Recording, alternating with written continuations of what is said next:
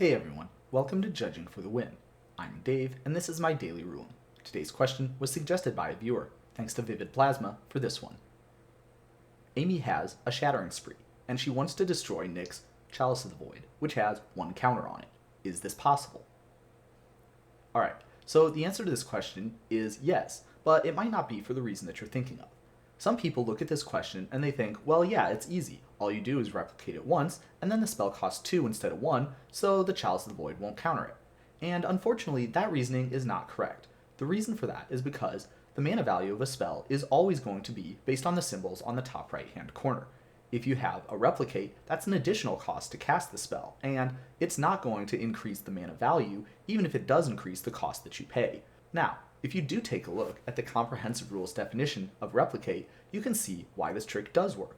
When you cast the spell with replicate, the game makes some copies based on how many times you paid the replicate cost. And those copies are not cast. That means that the triggered ability from Chalice of the Void is not going to interact with that event. It will trigger based on casting the original Shattering Spree, however, it will not trigger based on any of the copies being created and putting on the stack. So, the original Shattering Spree will be countered, however, all the copies will not be. Another thing you might be wondering is if you could use this same trick to get around something like a Sanctum Prelate, which was naming 1, and unfortunately, this one does not work as well either.